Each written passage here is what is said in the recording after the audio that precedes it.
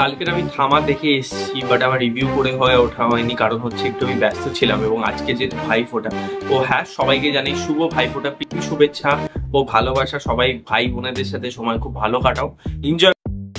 কেমন লাগলো সিনেমাটা? তো দেখুন, এটা হচ্ছে MHCU, আপনারা সকলেই জানেন, ম্যাড হরর কমেডি ইউনিভার্স, সেই সিনেমারই একটা পার্ট। এবং যারা এর আগের সিনেমাগুলো দেখেননি তারা অবশ্যই সিনেমাগুলো দেখবেন, নলে কিন্তু এই সিনেমাটার সাথে আপনার বুঝতে বা একটু রিলেট করতে সমস্যা হতে পারে।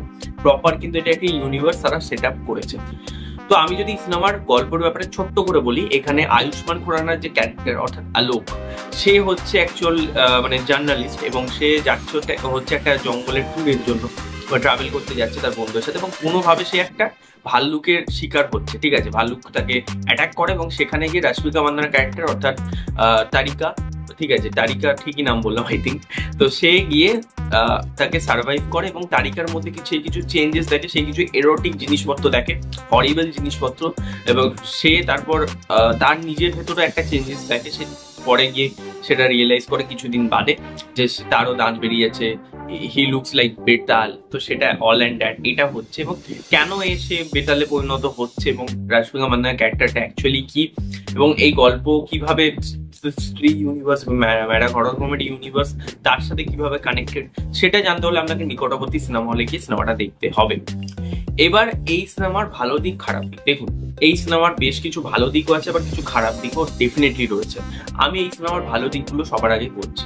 সবার প্রথম যদি বলতে হয় এই সিনেমার ভালো দিক, সেটা হচ্ছে এই সিনেমার যে ইউনিভার্স সেট আপ, যেটা আমি প্রথমেই বললাম, যে ম্যাড হরর কমেডি ইউনিভার্স, এই যেভাবে এটাকে সেট করেছে না, সেটা দেখতে দারুণ লাগছে। মানে এটা আমার মনে হয় ইন্ডিয়ার একটা মানে বেস্ট ইউনিভার্স, যারা ঠিকঠাক মতন কানেক্ট করতে পেরেছে গল্পগুলোকে। ঠিক আছে, আপনি যখন দেখবেন আপনাকে কোথাও গিয়ে মনে হবে না যে জোর করে ইউনিভার্সটা প্ল্যান করেছে বা জোর করে ক্যারেক্টারগুলোকে ঢোকানো হয়েছে, কারণ ক্যারেক্টারটা প্রত্যেকটা ডটস এর সাথে কানেক্টেড। ঠিক আছে, এবং সেটা স্ট্রিট উডে যেরকম ভালোভাবে সেট আপ করেছিল, এখানেও খুব ভালোভাবে সেট আপ করেছে, যেটা দেখতে কিন্তু ভালো লাগে।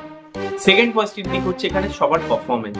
সেটা আয়ুষ্মান খুরানা বলি, সে দারুণ করেছে অলোকের কাছে। ঠিক আছে, তার ক্যারেক্টারটাও খুব ফানি, এবং সে যেভাবে প্রেজেন্ট করেছে তাকে দেখতে খুব ভালো লাগে, ক্লাইম্যাক্সে তো ব্যাপক লাগে তাকে। ঠিক আছে, এছাড়া নওয়াজুদ্দিন সিদ্দিকী, তার স্ক্রিন টাইম অনেকটা কম, বাট সে সত্যি বলছি যতক্ষণ স্ক্রিনে ছিল ফাটিয়ে দিয়ে গেছে।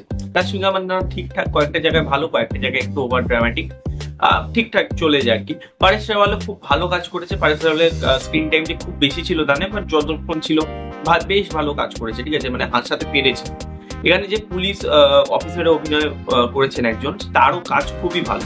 ওকে, তো ওভারঅল সবার পারফরমেন্স এই সিনেমায় ঠিকঠাক রয়েছে, বেশ ভালো বলবো না, বাট ঠিকঠাক পারফরমেন্স তারা করে। এছাড়া আমি যদি বলি থার্ড পজিটিভ দিক, সেটা হচ্ছে এই সিনেমার গান এবং ব্যাকগ্রাউন্ড মিউজিকের ব্যবহার। ব্যাকগ্রাউন্ড মিউজিক কিন্তু বেশ ভালো, এবং গানগুলো যদি বলি না রে, যেটা অরিজিৎ সিং এর গান আছে, সেই গানটা যখন আসছে সেটা কিন্তু বেশ ভালো লাগে।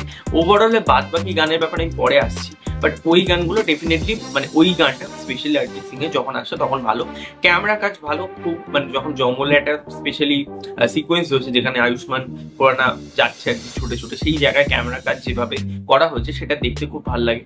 ঠিক আছে, এছাড়া এই সিনেমার যদি বলি যে ফার্স্ট হাফের যে ইন্টারভেল ব্লকটা, সেটা কিন্তু বেশ ইন্টারেস্টিং। ঠিক আছে, সেটা যেভাবে শেষ হয় সেটা কিন্তু দেখতে বেশ ভালো লাগে।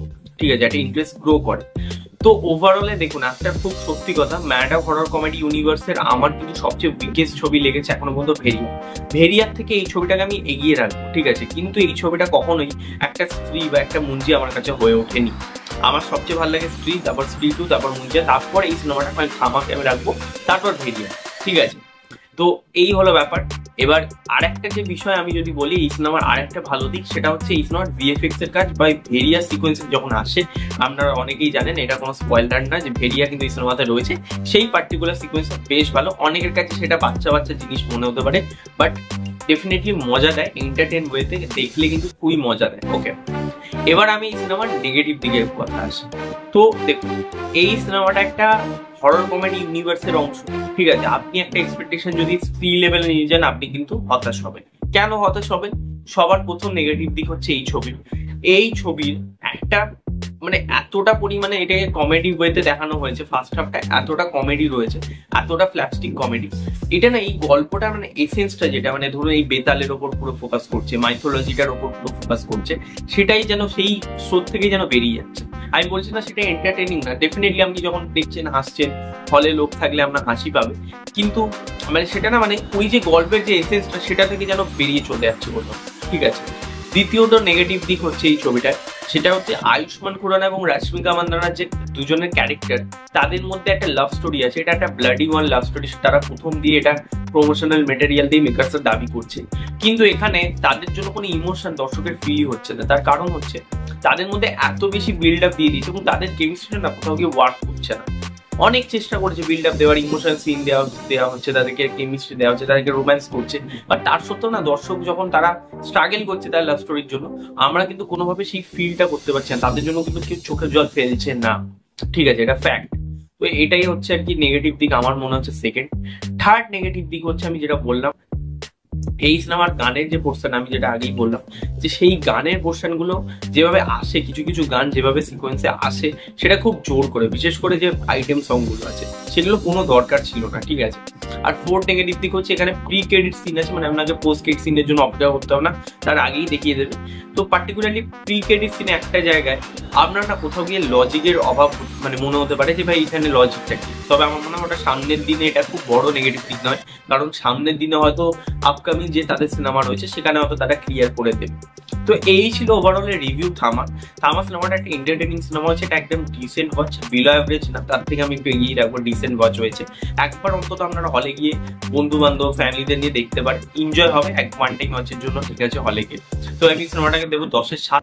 এবার আপনাদের কেমন লেগেছে, যদি এই সিনেমাটা দেখে থাকেন অবশ্যই কমেন্টে জানাবেন। ভিডিওটা ভালো লাগলে লাইক করবেন, শেয়ার করবেন, সাবস্ক্রাইব করবেন, তার সাথে বেল আইকন ক্লিক করবেন। Next time